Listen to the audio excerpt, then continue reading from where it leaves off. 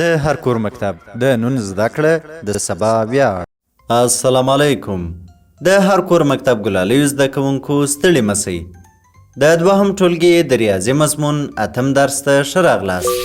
د نن ورځې د درس موضوع مو د توصیفي عددونو زده کول دي. توصیفي اعدادو ته په انګلیسي کې اوریجنل نمبرز وایي. توصیفي اعداد هغه شمیرې دي چې د ترتیب، موقعیت او مقام د ښودلو لپاره کاریږي. راځئ د ترتیب په اړه پوه سو. دا عددونه زموږ سره د ترتیب په ښوولو کې مرسته کوي.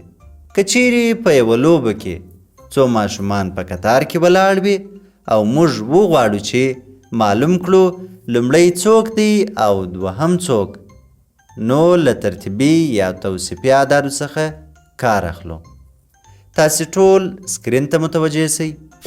توصیفي اعداد دا دي: لومړی، دوهم، درېیم، څلورم، پنځم، شپږم، اووم، اتم، نهم، لسم.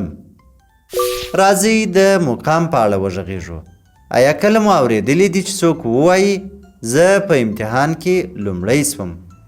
توصیفي اعداد زموږ سره د مقام په ښوولو کې هم مرسته کوي، لکه لومړی مقام، دوهم مقام، درېیم مقام او داسې نور. ګرانو زده کوونکو، تاسې ښه متوجه سئ. ځینې وخت ترتیبي اعداد موږ ته موقعیت هم راښیي. د مثال په توګه، که چیرې موږ د یوې ودانۍ یا تعمیر په یوه برخه کې ولاړ یو او یو څوک راڅخه وپوښتي چې تاسې په څویم منزل کې یاست، موږ یې جواب په توصیفي اعدادو ورکولی سو، لکه اول منزل کې یم، یا هم دوهم منزل، یا هم درېیم او داسې نور. راځو ګرانو زده کوونکو، اوس یو عملي فعالیت ته. تاسې د درس د ښې زده کړې لپاره ټول په کتار کې ودرېږئ او بیا معلوم کړئ چې څوک لومړی دی او څوک دوهم. ګرانو زده کوونکو، دا و زموږ د نن ورځې درس.